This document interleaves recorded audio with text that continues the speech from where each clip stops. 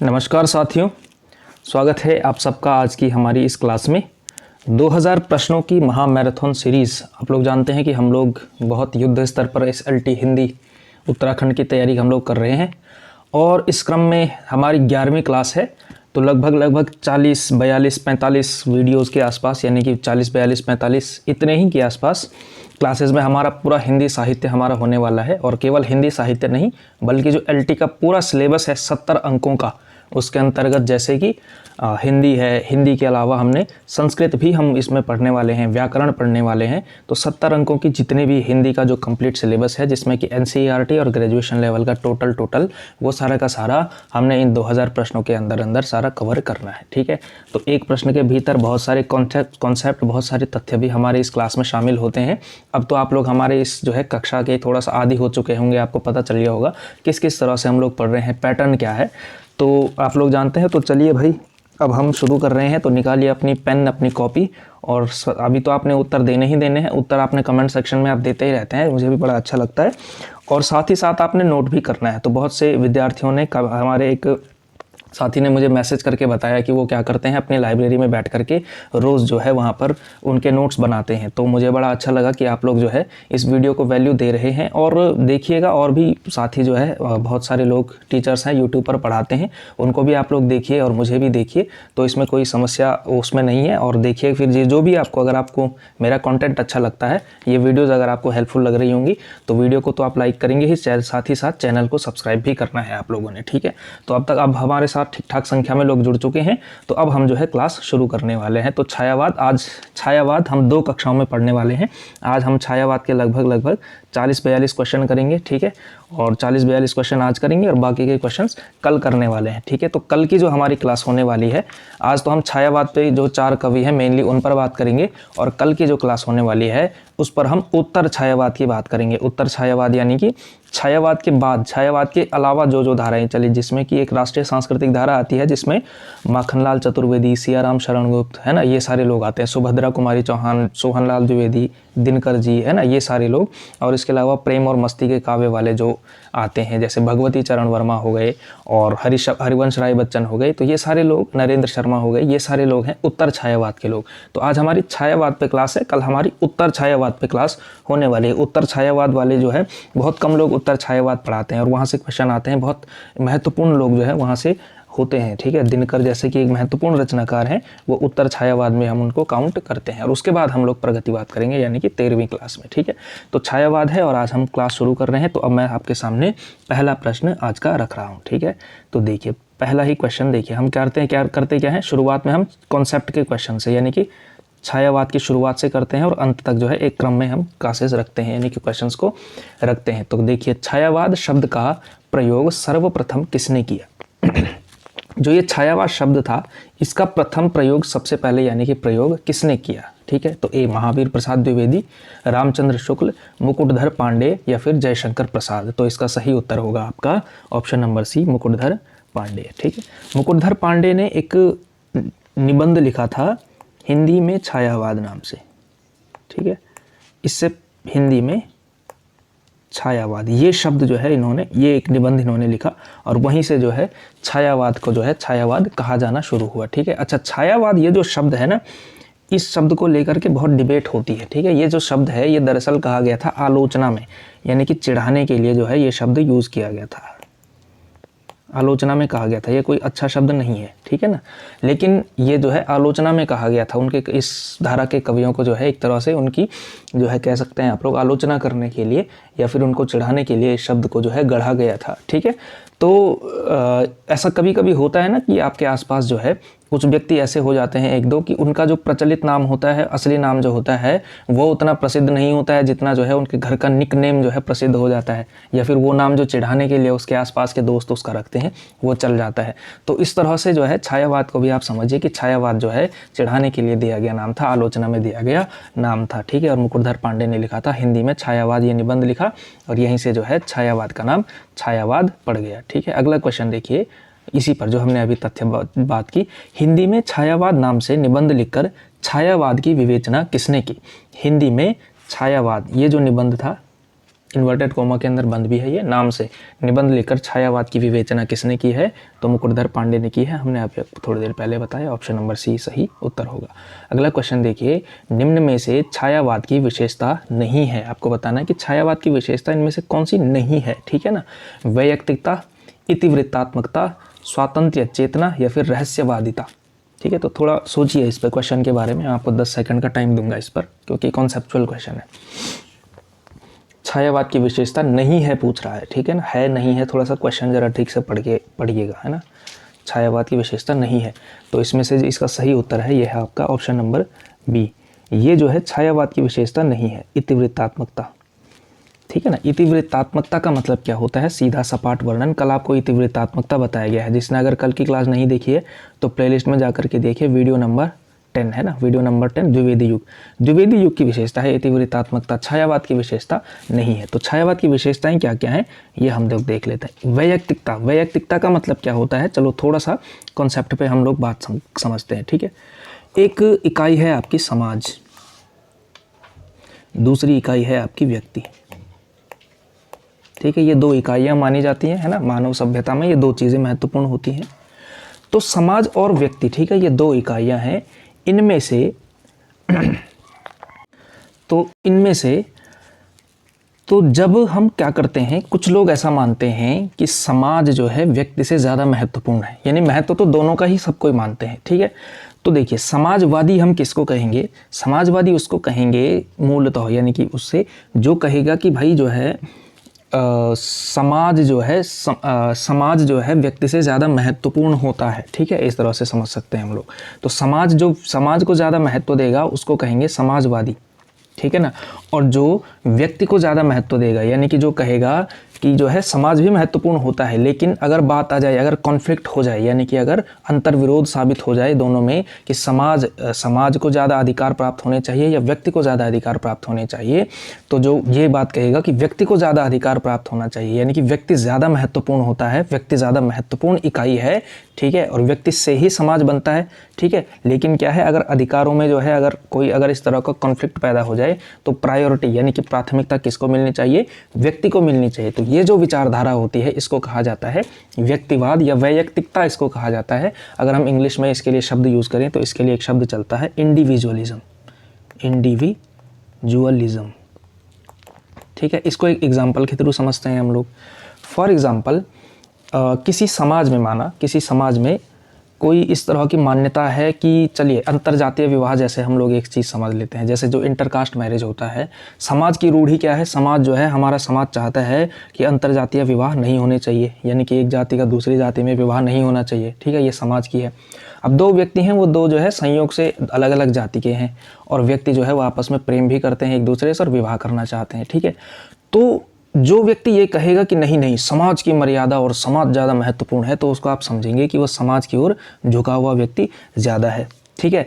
और जो व्यक्ति ये कहेगा कि भाई समाज जो है व्यक्ति से ही बनता है, तो व्यक्ति के अधिकार जो है ज़्यादा महत्वपूर्ण होते हैं, इसलिए समाज की रूढ़ी को जो है बहुत ज़्यादा फर्क नहीं पड़ना चाहिए, समाज क्या कहता है इससे कोई फर्क नहीं पड़ना चाहिए, समाज को एक व्यक्ति के अपनी ज़िंदगी में ज़्यादा दखल अंदाजी नहीं करनी चाहिए, ये व्यक्ति का अपना अधिकार है कि वो किससे शादी करना चाहता है, किसके साथ रहना चाहता है। तो जो इस तरह की बात करेगा वो कहलाएगा आपको व्यक्तिवादी व्यक्ति कहलाएगा, या वैयक्तिकता उस जो है विचारधारा उसकी कहलाएगी, ठीक है। तो छायावाद जो ये आंदोलन चला, इसमें वैयक्तिकता का खूब स्थान था, यानी कि इन्होंने कहा व्यक्ति के जो है अपने अधिकार जो है ज़्यादा महत्वपूर्ण होते हैं, ठीक है। तो आप में से अगर किसी ने पॉलिटिकल साइंस वगैरह ठीक ठाक पढ़ी हो या दर्शन ठीक ठाक से पढ़ा हुआ हो, वो समझता है कि इंडिविजुअलिज्म ये जो विचारधारा है ये लोकतंत्र के लिए एक बड़ी ज़रूरी विचारधारा है, ठीक है। हालांकि उस डिबेट में हम लोग नहीं जाएंगे, क्लास मतलब क्यों हम फालतू की बातें पढ़ें, ठीक है। तो छायावाद की अन्य विशेषताओं, एक तो वैयक्तिकता हम आपको समझा चुके हैं, यानी कि व्यक्ति का ज़्यादा महत्व बताना समाज की तुलना में। ऐसा नहीं है कि समाज का महत्व नहीं है, लेकिन समाज का भी महत्व है। जब प्रगतिवाद और प्रयोगवाद आएगा तब ये वैयक्तिकता जो है हम और अच्छे से समझेंगे। ये आधुनिक काल की बहुत बड़ी डिबेट है कि समाज ज़्यादा महत्वपूर्ण है या व्यक्ति ज़्यादा महत्वपूर्ण है, ठीक है। तो आगे हम इसको समझेंगे। इतिवृत्तात्मकता कल बताया गया था, तो इतिवृत्तात्मकता छायावाद की विशेषता नहीं है, ठीक है। स्वातंत्र्य चेतना, स्वतंत्रता की चेतना जो है रहती है। जब व्यक्ति का जब केंद्र में आता है ना, तो जब व्यक्ति केंद्र में आ गया तो क्या कहेगा कि हमें समाज में जो है स्वतंत्रता चाहिए, हमने अपनी फ्रीडम होनी चाहिए, तो स्वतंत्र चेतना भी रहती है। और रहस्यवादिता, ये जो शब्द है रहस्यवादिता, मतलब आप लोग छायावाद की कविताएं पढ़ेंगे ना तो थोड़ा आपको लगेगा कि मतलब रहस्य की भावना है, मतलब अनक्लियर सी जो है कविता लिखी जाती है। तो जो कविता इसने लिखी है तो उसकी एक सेंस ये बन रही है और दूसरी सेंस जो है कुछ और ही बन रही है, तो एक रहस्य जो है उसके भीतर छुपा हुआ होता है। एक रहस्य जो है वो जो होता है उसको कहा जाता है रहस्यवादिता। तो ये भी छायावाद की जो है विशेषता है। इसके अलावा एक दो जो है हम देख लेते हैं। इसके अलावा जो है प्रेम का वर्णन, प्रेम जो है, प्रेम की अनुभूति जो है, ये तो छायावाद में है ही, कि प्रेम का जो स्थान छायावाद में है वो अन्य किसी जो है स्थान में नहीं है। तो प्रेम का अनुभव। इसके अलावा दूसरा, जब प्रेम आएगा तो जब प्रेम की इस तरह की अनुभूति करेगा तो प्रकृति का चित्रण भी अपने आप ही आ गया। तो प्रकृति चित्रण भी जो है एक विशेषता है छायावाद की, ठीक है। इसके अलावा जैसे, इसके अलावा राष्ट्रीय स्वर भी है इसमें, ठीक है। हिमाद्री तुंग श्रृंग से प्रबुद्ध शुद्ध भारती, ये जो बात है ना, राष्ट्रीय चेतना, तो राष्ट्रीय चेतना भी इसका एक जो है ये है। तो ये सारी विशेषताएं, वैयक्तिकता हो गया, रहस्यवादिता हो गया, स्वतंत्रता की चेतना सबसे इंपॉर्टेंट चीज़ है, राष्ट्रीय चेतना हो गया, प्रेम की अनुभूति हो गया, प्रकृति का चित्रण हो गया, ठीक है ना। प्रकृति के चितेरे कवि कहे जाते हैं पंत, और छायावादी कवि हैं पंत, ठीक है। तो देखिए अब अगला क्वेश्चन है, अब छायावाद की जो है प्रमुख विशेषताएं क्या क्या है, ये हम मतलब एक शॉर्ट नोट्स की फॉर्म में समझ चुके हैं, ठीक है ना। हम क्योंकि ये थोड़ा सा क्रैश कोर्स टाइप का ही समझिए इसको, बहुत ज़्यादा डिटेल में नहीं जाएंगे, वरना इन विशेषताओं को करने में ही 1 घंटा लग जाएगा, है ना। जब हम क्लास पढ़ते हैं फंडामेंटल बैच में तब तो बहुत गहराई से इस पर बात होती है, लेकिन अभी जो है नोट्स बनाने के, शॉर्ट नोट्स तैयार करने की, रिवीजन की तरीके से हम लोग इसको पढ़ रहे हैं। अगला क्वेश्चन देखिए, आचार्य रामचंद्र शुक्ल ने छायावाद का प्रवर्तक किसे माना। आचार्य रामचंद्र शुक्ल ने छायावाद का प्रवर्तक किसे माना, पंत को, प्रसाद को, मुकुटधर पांडे को या श्रीधर पाठक को। तो शुक्ल जी ने माना है आपका option number C, Mukutdhar Pandey को। तो शुक्ल जी ने मुकुटधर पांडे तथा मैथिली शरण गुप्त, इन 2 लोगों को माना छायावाद का प्रवर्तक। उन्होंने कहा छायावाद के 2 प्रवर्तक हुए, मैथिली शरण गुप्त और मुकुटधर पांडे, ठीक है। और ये एक आपको एक और इन्फॉर्मेशन, मतलब एक ट्रिविया सा दे देता हूँ, एक एक्स्ट्रा ज्ञान, कि रामचंद्र शुक्ल जी को छायावाद, ये जो आंदोलन था, ये बिल्कुल पसंद नहीं आया था, ठीक है ना। इनको जो है बहुत बुरा लगा था। तो छायावाद आप लोग देखिए, छायावाद 1918 से 1936 का काल है, और रामचंद्र शुक्ल के लेखन का काल भी यही है मेनली, ठीक है। 1941 में शुक्ल जी की मृत्यु हुई, तो आप लोग समझिए कि लगभग द्विवेदी युग से उन्होंने लिखना शुरू किया। द्विवेदी युग और छायावाद के युग, पूरे युग में शुक्ल जी एक्टिव रहे। तो अपने समय का ये छायावाद था, शुक्ल जी को पसंद नहीं आया था, ठीक है। उसके कारण थे रहस्यवाद, तो वो लंबी डिबेट है, वो आपके लिए काम की उतनी ज़रूरी नहीं है, ठीक है। पंत जी की प्रथम कविता कौन सी है, ये तो आना ही चाहिए आप लोगों को। पंत जी की प्रथम कविता कौन सी है, गिरजे का घंटा, कला व बूढ़ा चांद, कला व बूढ़ा चांद, सी द्रुत झरो या डी स्वर्ण धूली। तो इसका सही जवाब है आपका ए, गिरजे का घंटा।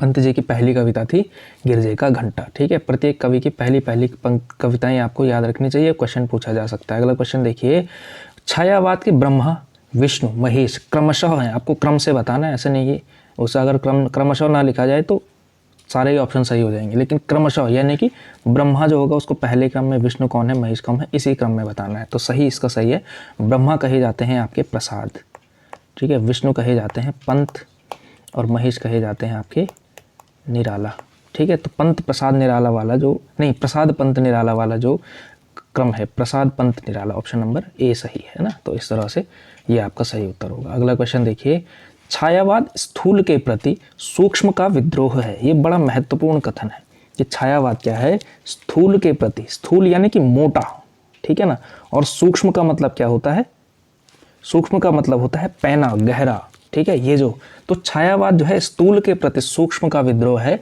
यह कथन किस आलोचक का है। तो रामचंद्र शुक्ल का, नंद दुलारे वाजपेयी का, राम कुमार वर्मा का या नगेंद्र का। तो यह है आपके नगेंद्र जी का कथन, ठीक है। नगेंद्र जो कि बहुत महत्वपूर्ण आलोचक हिंदी साहित्य में हुए, उन्होंने कहा कि छायावाद क्या है, स्थूल के प्रति सूक्ष्म का विद्रोह है, और इसको आप लोग एक इम्पॉर्टेंट क्वेश्चन के रूप में मानिएगा। ये इंपॉर्टेंट क्वेश्चन है, पूछा भी जा सकता है, ठीक है, क्योंकि ये महत्वपूर्ण टिप्पणी है ना, बहुत छोटी सी बात में बड़ी गहरी बात कह दी कि स्थूल के प्रति क्या है, सूक्ष्म का विद्रोह है। अगला क्वेश्चन देखिए, छायावाद की समय सीमा मानी जाती है, आसान प्रश्न है, सबको आना चाहिए। 1918 से 36, 1920 से 1940, 1915 से 1930 या 1900 से 1936। तो सही उत्तर होगा आपका ऑप्शन नंबर ए, इसका सही उत्तर होगा 1918 से 1936। अभी आपको बताया, ठीक है। तो ये 18 वर्ष जो है हिंदी में छायावाद के नाम से जो है जाने जाते हैं हिंदी कविता में। अगला क्वेश्चन देखिए, जूही की कली किसकी काव्य रचना है? जूही की कली किसकी काव्य रचना है? बताइए, प्रसाद की, महादेवी की, निराला की या पंत की?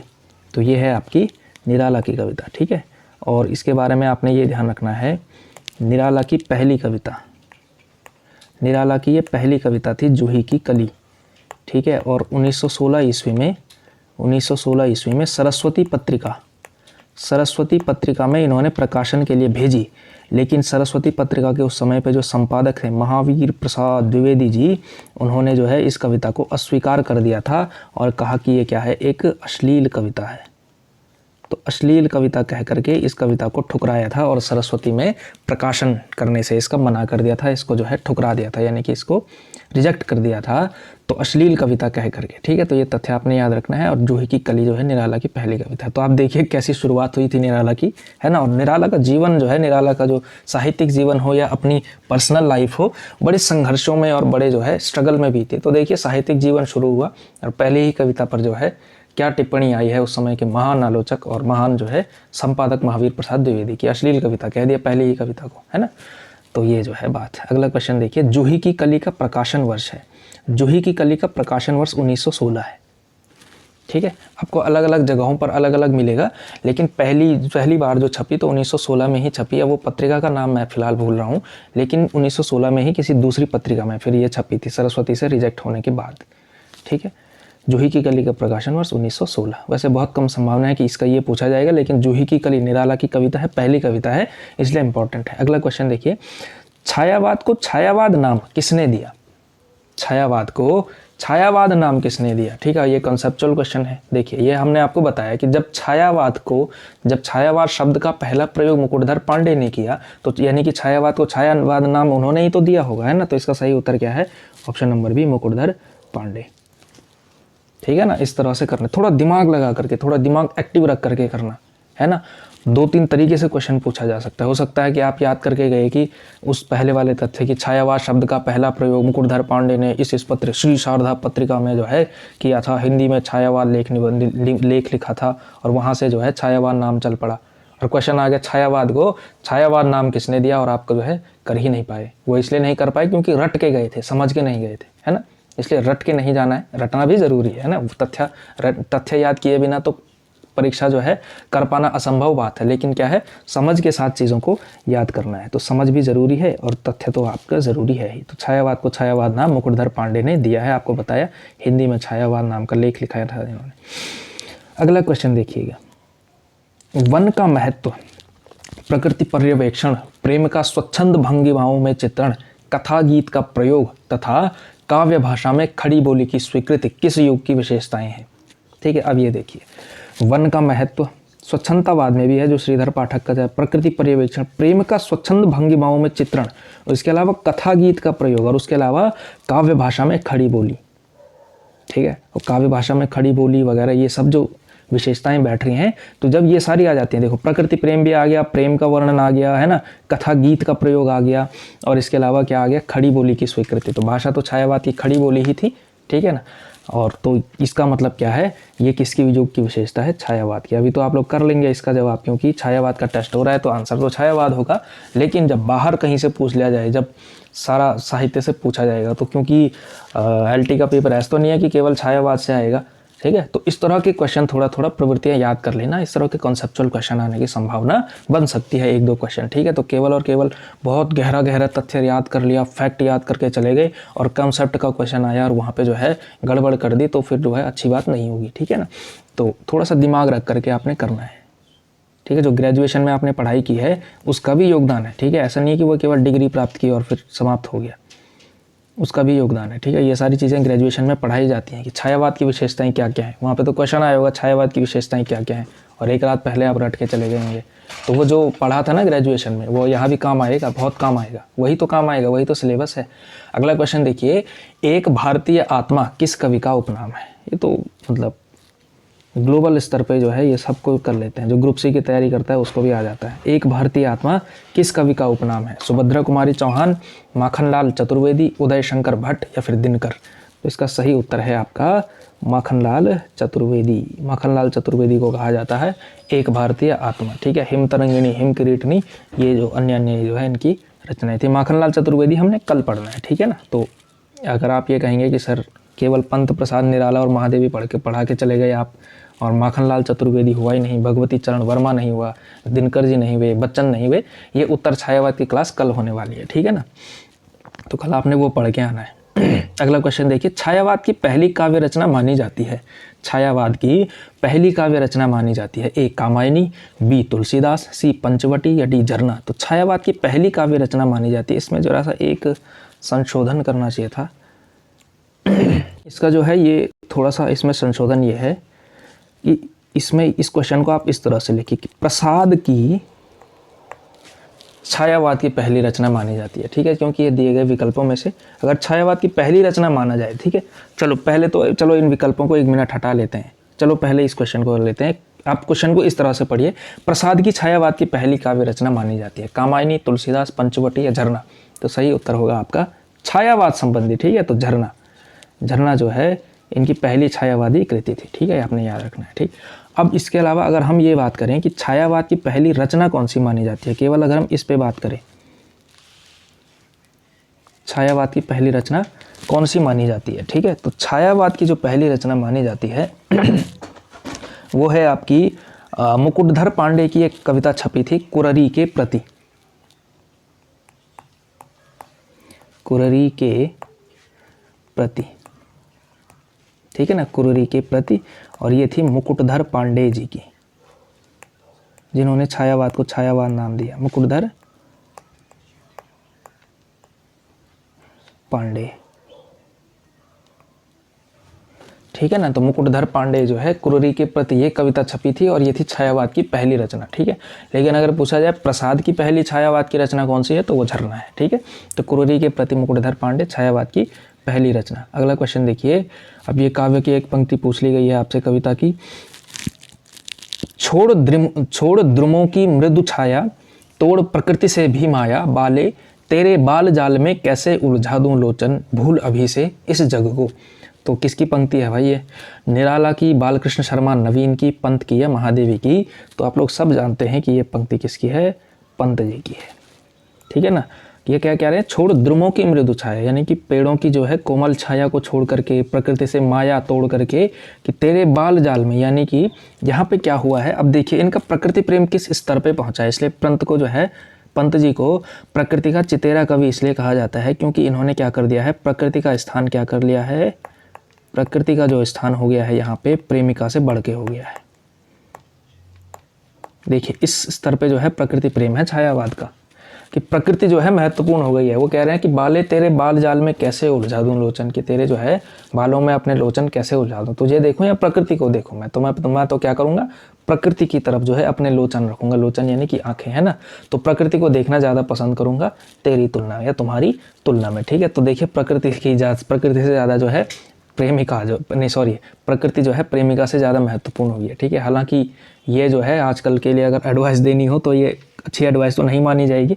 प्रेमिका को आप प्रकृति से ऊपर ही महत्व देंगे, तभी आपका जो है संबंध आगे चल पाएगा। ठीक है, हाँ।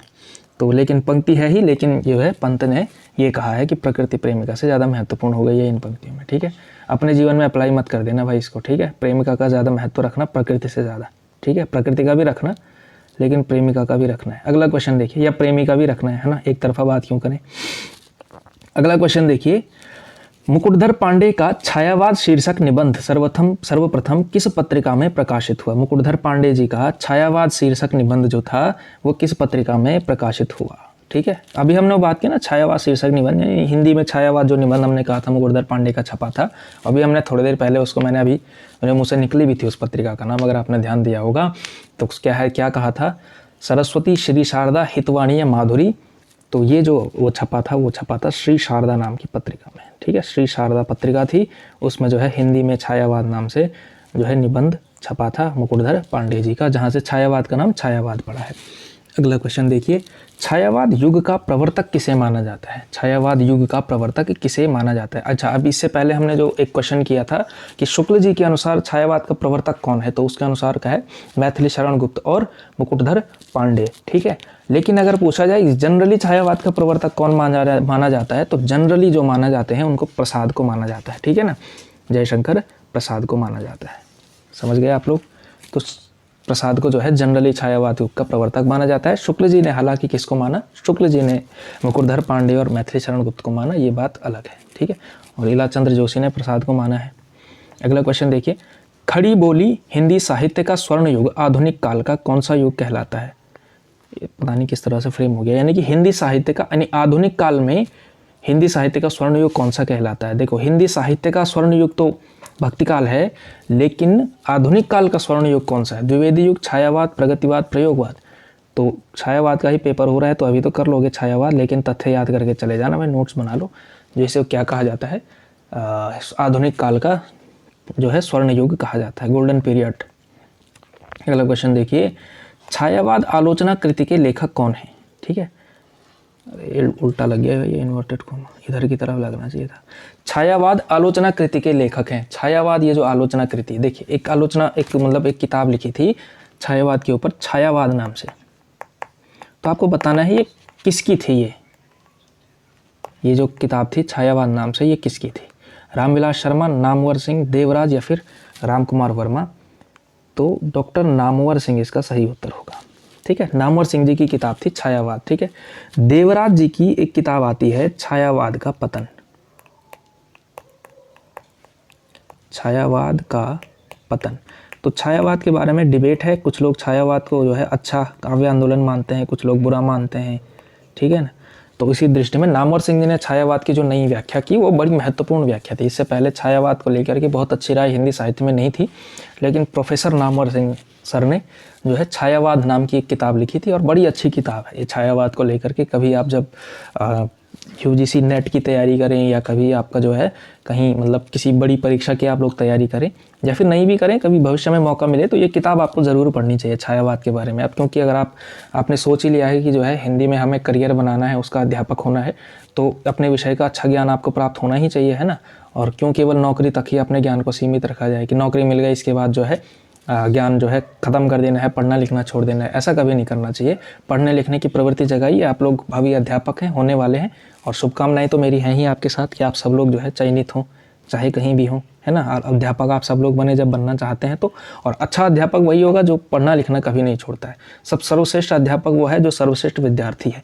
ठीक है, तो इसलिए पढ़ना लिखना छोड़ना नहीं है। छायावाद की जो कृति है वो नामवर सिंह की है, देवराज ने किताब लिखी थी छायावाद का पतन। ठीक है, अगला क्वेश्चन देखिए, छायावाद की प्रवृत्ति नहीं है। अगेन फिर से क्वेश्चन रिपीट हो गया, लेकिन देखिए छायावाद की प्रवृत्ति इनमें से कौन सी नहीं है? स्वतंत्रता की चेतना, वैयक्तिकता, प्रेम की अनुभूति या इतिवृत्तात्मकता? तो छायावाद की प्रवृत्ति जो है इतिवृत्तात्मकता नहीं है, ये द्विवेदी युग की है, सीधा सपाट वर्णन करने की। तो छायावाद पे आते आते ना मतलब थोड़ा लाक्षणिकता आने लग गई, थोड़ा सा मतलब रसात्मक तरीके से जो है कविता लिखने शुरू हो गए। तो इतिवृत्तात्मकता जो है द्विवेदी युग की विशेषता है, मतलब सीधा सपाट जो है, कोई उसमें जो है रस नहीं, कोई घुमाव नहीं, है ना। वो सीधा सीधा लिखने वाली जो बात थी वो उसको इतिवृत्तात्मकता कहते हैं, वो द्विवेदी युग की विशेषता है, छायावाद की नहीं है। अगला क्वेश्चन देखिए, रवि हुआ अस्त ज्योति के पत्र पर लिखा अमर किस कविता की पंक्ति है? ठीक है, आपको बताना है रवि हुआ अस्त ज्योति के पत्र पर लिखा अमर किस कविता की पंक्ति है। तो ये पंक्ति है आपकी किसकी है? राम की शक्ति पूजा की, संशय की एक रात, साकेत या उर्वशी? तो ये जो पंक्ति है आपकी ये है शक्ति पूजा की। ठीक है ना, और शक्ति पूजा किसकी कविता है? निराला की कविता है, बहुत महत्वपूर्ण कविता है निराला की। ठीक है, अगर मैं कहूँ कि सबसे महत्वपूर्ण कविता निराला की अगर कोई है तो राम की शक्ति पूजा है, इसमें कोई अतिशयोक्तिपूर्ण बात नहीं है। ठीक है, निराला की कुछ सबसे महत्वपूर्ण कविताओं में से एक है आपकी शक्ति पूजा। ठीक है, निराला की है, 1936 में लिखी गई थी। ठीक है, तो इम्पॉर्टेंट कविता है। इसकी पहली ही पंक्ति आपसे पूछी गई, बहुत अंदर की नहीं पूछी गई, है ना। रवि हुआ अस्त ज्योति के पत्र पर लिखा अमर, रह गया राम रावण का अपराजेय समर, ये जो पंक्ति है। ठीक है, तो ये कविता है आपकी राम की शक्ति पूजा से, ये पंक्ति हमने ली हुई है। ठीक है, इसके अलावा कुछ कुछ महत्वपूर्ण पंक्तियां हैं इसी कविता की जो है, जैसे वो पंक्ति आपने जरूर सुनी होगी, धिक जीवन जो पाता ही आया विरोध, धिक साधन जिसके लिए सदा ही किया शोध। जानकी हाय उद्धार प्रिया का हो न सका, वह एक और मन रहा राम का जो न थका। और फिर अंतिम पंक्ति है, होगी जय है पुरुषोत्तम नवीन, कह महाशक्ति राम के वदन में हुई लीन। तो शक्ति पूजा आप किसी ने अगर पढ़ी है तो वो तो मतलब बहुत प्रभावित होगा शक्ति पूजा से। जिसने नहीं पढ़ी है तो मैं आपको बता दूं भाई, उसने जो है एक बहुत अच्छी बहुत महान कविता को पढ़ने से वो चूका हुआ है अभी तक। तो जो है आप लोग पढ़िए आज जो है, और ये इस क्लास को ख़त्म होने के बाद आपके लिए HW मैं दे रहा हूँ पहली बार। HW मतलब होमवर्क है ना। आप लोग जब अध्यापक बन जाएंगे तो आप लोग भी HW देंगे, और हिंदी में वाले हैं तो हिंदी वाले गृह देते हैं, गृह कार्य। ठीक है, तो आप लोग के लिए मैं HW दे रहा हूँ फिलहाल कि राम की शक्ति पूजा जो है आपने पढ़नी है। ठीक है, राम की शक्ति पूजा आपने पढ़नी है। तो ये पूरी कविता आप पढ़ेंगे, लंबी कविता है, कम से कम 1.5-2 घंटे भी लग सकते हैं कविता पढ़ने में, लेकिन पढ़िएगा ज़रूर है ना। पढ़ी हुई है तो बहुत अच्छी बात है, नहीं पढ़ी है तो पढ़नी है। अगला क्वेश्चन देखिए, छायावाद के कवियों का सही कालक्रम है। अच्छा, ये कालक्रम पूछा गया है जन्म के अनुसार। ठीक है, तो जन्म के अनुसार भी पूछा जा सकता है ना, कभी कभी सीनियरिटी में कई बार पूछ लिया जाता है। ठीक है, UGC नेट में एक ज़माने में खूब ट्रेंड था कालक्रम पूछने का, तो आपसे भी पूछा जा सकता है। छायावाद के कवियों का सही कालक्रम क्या है? पंत प्रसाद निराला महादेवी, प्रसाद निराला पंत महादेवी, निराला पंत प्रसाद महादेवी, प्रसाद पंत निराला महादेवी। तो जो सही क्रम है वो है आपका, सबसे वृद्ध तो व्यक्ति है, सबसे सीनियर मोस्ट आदमी तो प्रसाद हैं, उसके बाद हुए निराला, फिर पंत, फिर महादेवी। तो इसका सही क्रम है आपका ऑप्शन नंबर बी। ठीक है, प्रसाद निराला पंत महादेवी। ठीक है, कई लोग प्रसाद पंत निराला कर लेते हैं, प्रसाद निराला पंत महादेवी है। ठीक है ना, प्रसाद के बाद निराला, फिर पंत, फिर महादेवी। ठीक है, ये आपने याद रखना। अगला क्वेश्चन देखिए, तोड़ती पत्थर किसकी कविता है? वह तोड़ती पत्थर देखा मैंने उसे इलाहाबाद के पथ पर, किसकी कविता है? तो तोड़ती पत्थर भी आप लोगों ने पढ़ना है। तो तोड़ती पत्थर कविता किसकी है? तोड़ती पत्थर कविता है आपकी निराला की। ठीक है, निराला की बहुत महत्वपूर्ण, बहुत प्रसिद्ध कविता है ये तोड़ती पत्थर। ठीक है, तो अगला क्वेश्चन देखिए, पंत की छायावादी संबंधी रचना नहीं है। अब पंत के रचना संसार पे हम थोड़ा सा बात करेंगे। पंत की छायावाद से संबंधित रचना नहीं है, ग्रंथि, पल्लव, गुंजन और युगवाणी। तो बताइए छायावाद से संबंधित, और एक ट्रिविया आपको दे दूं कि ये चारों पंत की रचनाएं हैं। आपको ये बताना है कि छायावाद से संबंधित कौन सी रचना है जो नहीं है, छायावाद से संबंधित नहीं है। पंत जी का रचना संसार बहुत व्यापक है, वो छायावाद के बाद भी लिखते रहे। ठीक है, तो उनमें से एक रचना ऐसी है जो छायावाद के बाद उन्होंने लिखी। तो इसका सही उत्तर है आपका युगवाणी। ठीक है, युगवाणी जो है प्रगतिवाद संबंधी इनकी रचना है। ठीक है, तो अब थोड़ा सा हम इन पे बात कर लेते हैं। पंत की छायावाद से संबंधित रचनाएं कौन सी है? ग्रंथि, पल्लव, एक और रचना है वीणा। ग्रंथि, पल्लव, वीणा और गुंजन, ये छायावाद से संबंधित है। ठीक है, ये जो पूरा ब्रैकेट बना ये तो है साहब छायावाद का। ठीक है, ये याद कर लो, इसका स्क्रीनशॉट ले लो। ग्रंथि, पल्लव, वीणा और गुंजन क्रम में भी है, ग्रंथि, पल्लव, वीणा, गुंजन। ग्रंथि 1920, पल्लव 1926, उसके बाद 1927 में वीणा और 1932 में गुंजन। ग्रंथि, पल्लव, वीणा, गुंजन, ये छायावाद से संबंधित है। इसके अलावा प्रगतिवाद से संबंधित है आपका, एक तो है युगांत, युगवाणी और ग्राम्या। ये तीनों हैं आपकी इनकी प्रगतिवाद से। ठीक है, प्रगतिवाद से संबंधित है युगांत, युगवाणी और ग्राम्या। ठीक है, इसके अलावा इनकी अरविंद दर्शन से कुछ रचनाएं हैं, जैसे प्रभावित हैं अरविंद दर्शन से। तो लिखेंगे आप लोग अरविंद दर्शन। पिछले वाले का स्क्रीनशॉट आपने ले लिया होगा, नहीं तो 10 सेकंड बैक करना, मिल जाएगा। अगला जो है अरविंद दर्शन से प्रभावित रचनाएं हैं स्वर्ण किरण,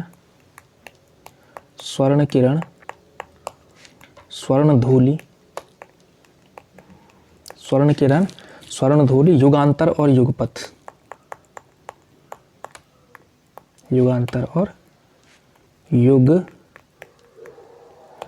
ये है अरविंद दर्शन से प्रभावित। और इसके अलावा नवमानवतावादी रचनाएं हैं कुछ, जिनमें से जैसे लोकायतन हो गया, चिदंबरा हो गया, कला और बूढ़ा चांद हो गया, ये सारे नवमानवतावादी हैं। ठीक है, इसका स्क्रीनशॉट लो। इसके अलावा नवमानवतावादी, तो नवमानवतावादी में देखेंगे हम लोग कौन कौन सी हैं। जैसे हमने आपको कहा कला और बूढ़ा चांद, बहुत इंपॉर्टेंट रचना, कला और बूढ़ा चांद। इसके अलावा चिदंबरा और इसके अलावा एक और रचना है लोकायतन। वैसे तो हैं तो बहुत सारी, लेकिन इंपॉर्टेंट याद रखने लायक यही है। ठीक है, तो कला और बूढ़ा चांद, चिदम्बरा तथा लोकायतन, ये सब याद रखना है। ठीक है, पंत पे हमने विस्तृत बात कर ली है, कुछ छूटना नहीं चाहिए। अगला देखिए, महाराणा का महत्व किसकी रचना है? ये एक खंड काव्य है, ये आपको बता देते हैं। और ये किसकी रचना है? पंत, निराला, प्रसाद या महादेवी? तो ये जो रचना है ये आपकी प्रसाद की रचना है। ठीक है ना, प्रसाद की रचना है महाराणा का महत्व। अगला क्वेश्चन देखिए, निम्नलिखित में से प्रसाद की रचना नहीं है। प्रसाद की रचना कौन सी नहीं है? प्रेम पथिक, आंसू, लहर या फिर पल्लव? तो अभी आपको थोड़ी देर पहले बताया कि पल्लव जो है वो रचना जो है पंत की है। ग्रंथि पल्लव वीणा गुंजन, गुंजन है ना। पल्लव, अच्छा पल्लव के बारे में थोड़ी सी बात कर लेते हैं। ये पल्लव जो रचना है ये प्रसाद की रचना नहीं है, ये किसकी रचना है? पंत की रचना है। और इसको कहा जाता है छायावाद का घोषणा पत्र। इसकी भूमिका को, सॉरी, पल्लव की, ये आपने नोट करना है, ये पॉइंट बहुत इंपॉर्टेंट पॉइंट है। पल्लव की भूमिका को छायावाद का मैनिफेस्टो यानी कि छायावाद का घोषणा पत्र कहा जाता है। इंपॉर्टेंट फैक्ट है, ठीक है, कि पल्लव की भूमिका को छायावाद का घोषणा पत्र कहा जाता है। 1926 में पल्लव आया था, इसकी भूमिका थी, है ना। भूमिका आप लोग समझते हैं, प्रत्येक किताब के पहले पहले जो है कवि जो है कुछ ना कुछ लिखता है उसके बारे में, किताब के बारे में। तो उसकी भूमिका में जो है छायावाद संबंधी विस्तृत विवेचन है। ठीक है, तो छायावाद का घोषणा पत्र यानी मैनिफेस्टो छायावाद का जो है माना जाता है पल्लव की भूमिका। ठीक है, तो पंत के कविता में पल्लव की भूमिका महत्वपूर्ण है और निराला के उसमें परिमल की भूमिका बड़ी महत्वपूर्ण है। परिमल की भूमिका के बारे में अगले क्वेश्चन आएंगे, उन पर हम चर्चा करेंगे। ठीक है, अगला क्वेश्चन देखिए, महादेवी वर्मा की रचना इनमें से कौन सी नहीं है? ग्राम्या, निहार, रश्मि या फिर नीरजा? तो बताइए इनमें से कौन सी नहीं है? तो ग्राम्या जो है वो आपको बताया गया कि वो प्रगतिवाद संबंधी रचना है और किसकी रचना है? पंत की रचना है। ठीक है, तो पंत जो है इसका सही उत्तर होगा आपका option number A, Mahadevi Verma की रचना, ग्राम्य नहीं। निहार, रश्मि, नीरजा, इसके अलावा महादेवी की और देखिए, निहार इनकी पहली रचना थी, फिर रश्मि, फिर नीरजा, उसके अलावा सांध्य गीत, इसके अलावा सांध्य गीत के अलावा यामा, सांध्य गीत हो गया, यामा हो गया, ये आपने याद रखना है। ठीक है, ये सब, इसके अलावा बहुत सारी उनके जो है फिर कविताओं का संग्रह बीच बीच में किया जाता रहा। जैसे यामा तो निहार, रश्मि, नीरजा और सांध्य गीत का ही पूरा मिला करके यामा बना दिया गया और यामा पे ही इनको ज्ञानपीठ भी मिला है। यामा पे ज्ञानपीठ मिला हुआ है इनको। ठीक है, तो ये है, ये 5 रचनाएं आप लोग याद रखें। इसके अलावा जैसे सप्तपर्णा, प्रथम आयाम और अग्निरेखा भी है, दीपशिखा भी है, लेकिन ये है। तो इसके अलावा ये 4-5 आपने याद कर ली। इसके अलावा 1-2 और देखो, एक रचना और है दीपशिखा, इसके अलावा एक और है सप्तपर्णा, इसके अलावा है सप्तपर्णा, उसके अलावा प्रथम आयाम और अग्निरेखा, प्रथम आयाम और इसके अलावा दीपशिखा हो गया, सप्तपर्णा, प्रथम आयाम और अग्निरेखा, तो ये सब है। ठीक है, महादेवी की रचना है। अगला क्वेश्चन देखिए, इनमें से निराला की कविता नहीं है। निराला की कविता इनमें से कौन सी नहीं? जूही की गली, कानन कुसुम, विधवा या भिक्षुक? तो इसका सही उत्तर है आपका कानन कुसुम। कानन कुसुम किसकी रचना है? कानन कुसुम है प्रसाद की रचना। ठीक है, इसके अलावा विधवा, भिक्षुक और जूही की कली तो पहली कविता है निराला की, तो कानन कुसुम जो है प्रसाद की रचना है, ये आपने याद रखना है। विधवा, भिक्षुक भी महत्वपूर्ण रचनाएं हैं। ठीक है, ये भी याद रखना। अगला क्वेश्चन देखिए, इनमें से पंत की छायावादी रचना नहीं है। आपको बताना है छायावाद की रचना नहीं है पंत की। चलिए दोबारा क्वेश्चन जो है रिपीट हुआ है। तो युगांत जो है नहीं है। युगांत क्या है? इनकी प्रगतिवाद संबंधी है। उसके अलावा ग्रंथि पल्लव, वीणा गुंजन तो छायावाद की रचना। अगला क्वेश्चन देखिए, किस कृति में महादेवी के सभी गीतों का संग्रह किया गया है? आपको बताया गया किस कृति में। अच्छा, यहाँ पे भी जो है ऑप्शन गलत हो गया, यहाँ पे भी थोड़ा सा मिसप्रिंट हुआ है भाई। चलो यहाँ पे मैं एक ऑप्शन काट लेते हैं, रश्मि को काट करके यहाँ पे अगर मैं यामा लिखूँ, ठीक है, तब आपका बन जाएगा। तो निहार, सांध्य गीत, यामा या नीरजा? तो सही उत्तर होगा यामा। यामा में सभी गीतों का संकलन है, सारे के सारे गीत यामा में संकलित कर दिए गए हैं। ठीक है, अगला क्वेश्चन देखिए, हिंदी के विशाल मंदिर की वीणा पाणी किस कवयित्री को कहा जाता है? हिंदी के विशाल मंदिर की वीणा पाणी, वीणा पाणी मतलब सरस्वती है ना। तो हिंदी के विशाल मंदिर की वीणा पाणी किसको कहा जाता है? कहा जाता है महादेवी को कहा जाता है ना। तो ऑप्शन नंबर बी इसका सही है, महादेवी सही उत्तर होगा 31वें क्वेश्चन का। अगला क्वेश्चन देखिए, महादेवी की पहली कृति निहार की भूमिका किसने लिखी? निहार इनकी पहली कृति थी। आपको बताया गया है प्रत्येक की भाई पहली पहली कृतियाँ याद रख लेना, पूछा जा सकता है। तो इनकी भूमिका किसने लिखी? द्विवेदी ने, महावीर प्रसाद द्विवेदी जी ने, महादेवी वर्मा ने खुद लिखी, अयोध्या सिंह उपाध्याय हरिऔध ने लिखी, या फिर जयशंकर प्रसाद ने लिखी? तो बताइए इसका सही उत्तर क्या है? इसका जो सही उत्तर है वो है आपका option number C, Ayodhya Singh Upadhyay Hariaudh साहब ने जो है निहार की भूमिका लिखी है। ठीक है, तो निहार की भूमिका लिखी है आपके हरिऔध जी ने। ठीक है, 1930 में जो है निहार आया था। निहार जो है इसका प्रकाशन वर्ष है 1930। और हरिऔध आपने कल पढ़ा हरिऔध के बारे में, प्रिय प्रवास और इसके अलावा पारिजात और वैदेही वनवास, चुभते चौपदे, चोखे चौपदे, ये सारी जो है रचनाएं आपने हरिऔध जी की पढ़ी। तो इसी क्रम में जो है इन्होंने जो है निहार की भूमिका भी लिखी थी। ठीक है, अगला क्वेश्चन देखिए। हिंदी का पहला शोक गीत माना जाता है, हिंदी का पहला शोक गीत माना जाता है, कौन सा माना जाता है? रश्मि, नीरजा, सरोज स्मृति या फिर कामायनी? महत्वपूर्ण क्वेश्चन है, इंपॉर्टेंट क्वेश्चन मान के चलो। जो भी हो रहा है, जो वैसे तो सब कुछ ही इंपॉर्टेंट है, सब कुछ ही पढ़ के जाना है। ठीक है, ऐसा नहीं कि इंपॉर्टेंट का मतलब ये नहीं है कि इसको पढ़ना है बाकियों को छोड़ना है। इंपॉर्टेंट का मतलब है इस पर बहुत विशेष ध्यान देना है। हिंदी का पहला शोक गीत माना जाता है कौन सा? रश्मि, नीरजा, सरोज स्मृति या कामायनी? तो इसका सही उत्तर है, दे दिया होगा आप लोगों ने कमेंट सेक्शन में, जिसको आता होगा, सरोज स्मृति। सरोज स्मृति किसकी रचना है? तो सरोज स्मृति है साहब निराला की रचना, निराला की रचना है। ठीक है ना। और सरोज स्मृति शोक गीत समझते हैं आप लोग? शोक गीत का मतलब है किसी की मृत्यु के उपरांत उसकी याद में लिखा गया है ना, कि शोक मनाते हुए लिखा गया जो गीत है। ठीक है, तो सरोज स्मृति आप लोग याद रखिए।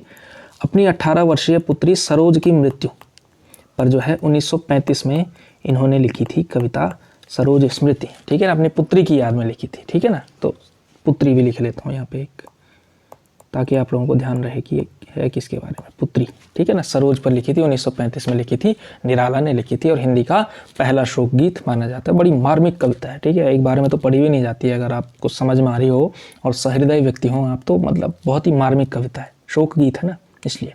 अगला क्वेश्चन देखिए, निराला ने किस छंद को हिंदी का जातीय छंद घोषित किया था? किस छंद को हिंदी का जातीय छंद घोषित किया था? ठीक है, हिंदी का जातीय छंद किसको घोषित किया था? कवित, सवैया, दोहा या फिर चौपाई? तो किसको किया था? कवित को किया था। ठीक है ना, और कहाँ किया था? आपको बताया गया परिमल, जो इनका कविता संग्रह था ना परिमल, 1930 में प्रकाशित हुआ था। ये बड़ा महत्वपूर्ण था, और परिमल में जो है इन्होंने मुक्त छंद की घोषणा भी की, और इसके अलावा कवित को हिंदी का जातीय छंद बताया, और अपनी कविता, अपनी जो है काव्य शास्त्र जो है एक तरह से दिया था। तो कविता संबंधी, काव्य संबंधी विवेचन निराला का परिमल में है। परिमल की भूमिका बड़ी महत्वपूर्ण है। इसी तरह से पल्लव की भूमिका बड़ी महत्वपूर्ण है पंत के जीवन में। ठीक है, तो ये सब है। तो कवित्व को जो है हिंदी का जातीय छंद घोषित किया था और निराला ने किया था। तो ऐसा कह सकते हैं निराला ने किस छंद को किया, या फिर हिंदी का जातीय छंद किसने घोषित किया? ऐसा 2-3 तरीके से प्रश्न पूछा जा सकता है। तथ्य बना करके नोट्स जो है आपको अच्छे से बनाने हैं। अगला क्वेश्चन देखिए, निराला ने मुक्त छंद की घोषणा किस काव्य संग्रह की भूमिका में किया? अभी आपको बताया मुक्त छंद की घोषणा, मुक्त छंद के प्रवर्तक माने जाते हैं निराला। ठीक है ना, ये क्वेश्चन भी पूछा जा सकता है, मुक्त छंद के प्रवर्तक कौन माने जाते हैं? तो मुक्त छंद के प्रवर्तक माने जाते हैं आपके निराला। ठीक है ना, तो ऐसा क्वेश्चन, ऐसा एक इनका कथन आता है, इन्होंने कहा था कि मनुष्यों की मुक्ति की तरह कविता की भी मुक्ति होती है। ठीक है, मनुष्यों की मुक्ति कर्मों के बंधन से छुटकारा पाना है, और कविता की मुक्ति क्या है? छंदों के शासन से अलग हो जाना। कि जिस तरह से मतलब छायावाद है ना, छायावाद में मैंने आपको बताया कि स्वतंत्रता की चेतना है। अब स्वतंत्रता की चेतना है तो केवल व्यक्ति की स्वतंत्रता नहीं है। ऐसा नहीं है कि केवल भारत जो है स्वतंत्र हो जाए। वो कहते हैं व्यक्ति स्वतंत्र होना चाहिए, और व्यक्ति ही क्यों स्वतंत्र होना चाहिए, पूरा समाज स्वतंत्र होना चाहिए। समाज ही क्यों स्वतंत्र होना चाहिए? देश भी स्वतंत्र होना चाहिए। और एक देश ही क्यों, आज दुनिया के सारे देश स्वतंत्र होने चाहिए। इसके अलावा देश ही क्यों स्वतंत्र होने चाहिए? पशु पक्षी, पेड़ पौधे, इसके अलावा कविता तक स्वतंत्र होनी चाहिए। और किससे स्वतंत्र हो जानी चाहिए? छंद के जो है बंधनों से स्वतंत्र हो जानी चाहिए। मुक्त छंद जो है इन्होंने कहा। ठीक है, तो मुक्त छंद के प्रवर्तक माने गए निराला। और मुक्त छंद जब इन्होंने दिया तो इसकी आलोचना में कई लोगों ने इसको रबर छंद कहा। रबर छंद, यानी रबर छंद कैसा होता है? रबर छंद होता है ना रबर की तरह, कि छोटा है उसी को खींच करके लंबा कर दिया, उसी को जो है छोटा रखा। जैसे इनकी कविता है कि वह तोड़ती पत्थर, पहली पंक्ति कितनी है? इतनी सी है। दूसरी पंक्ति है, देखा मैंने उसे इलाहाबाद के पथ पर, इतना लंबा है। तो ये जो है ना रबर छंद, समझ रहे हैं आप लोग, छोटा फिर बड़ा, छोटा बड़ा, ये जो कविता है इसको कहा गया मुक्त छंद। और लोगों ने इसकी आलोचना में क्या कहा, इसको रबर छंद कहा। रबर छंद के अलावा इसको कहा गया केंचुआ छंद। देखिए केंचुआ क्या होता है, केंचुआ जो होता है इधर भी चल लेता है, इधर भी चल लेता है। तो ये जो मुक्त छंद है इनकी जो है गति भी इसी तरह से होती है, कभी इधर कभी इधर, लंबा छोटा, है ना, कोई मतलब लय जरूर होती है लेकिन जो है मुक्त होता है ना, स्वच्छंद होता है। तो जो है परिमल की भूमिका में जो है इन्होंने किया था, और ये मुक्त छंद पे हमने आपको विस्तृत तरीके से बताया। तो मुक्त छंद के प्रवर्तक निराला, आलोचना में केंचुआ छंद, रबर छंद बताया, कविता के माध्यम से बता भी दिया मुक्त छंद होता क्या है। अगला क्वेश्चन देखिए, आलोचक रामविलास शर्मा ने राम की शक्ति पूजा को निराला की किन दो कविताओं की संधि माना। आलोचक रामविलास शर्मा ने, ठीक है, राम की शक्ति पूजा को निराला की किन दो कविताओं की संधि माना, कि यानी कि किन दो कविताओं की संधि से प्रतीत होती है शक्ति पूजा।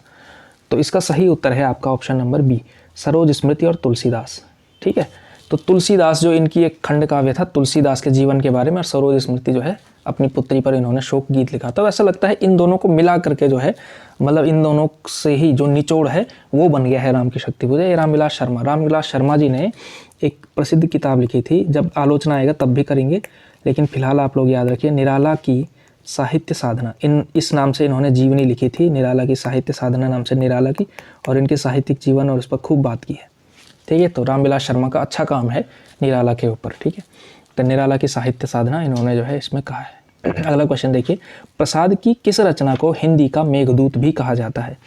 प्रसाद की किस रचना को हिंदी का मेघदूत भी कहा जाता है।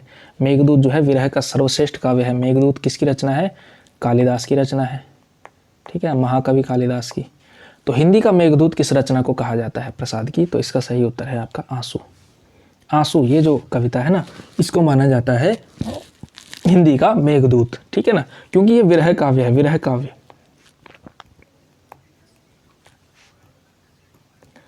विरह काव्य है आंसू। ठीक है, अगला क्वेश्चन देखिए, कामायनी का मूल कथा स्रोत माना जाता है। कामायनी आपने सुना होगा, मनु श्रद्धा वाली जो कहानी है, उसका जो मूल कथा का स्रोत है वो कहाँ से लिया गया। ऋग्वेद से, केन उपनिषद से, श्रीमद् भागवत से या शतपथ ब्राह्मण से। जो ये मनु की कहानी है ना, कि मनु जो है प्रलय आई और उसके बाद मनु जो है एकदम पहाड़ पे खड़ा वो हो गया था, है ना, मत्स्य अवतार हुआ, उसके बाद जो है मनु आया, फिर वहाँ से जो है मानव सभ्यता आने शुरू हुई, मनुष्य की जो है आदि जो है पिता कहा जाता है मनु। तो वो वाली कहानी है, वो मतलब ऋग्वेद में भी है, केन उपनिषद में भी है, अलग अलग जगहों पे, बहुत सारी जगहों पे, शतपथ ब्राह्मण में भी है, हर जगह। लेकिन जो कामायनी का वर्जन है ना, हर जगह पे थोड़ा वर्जन अलग अलग है।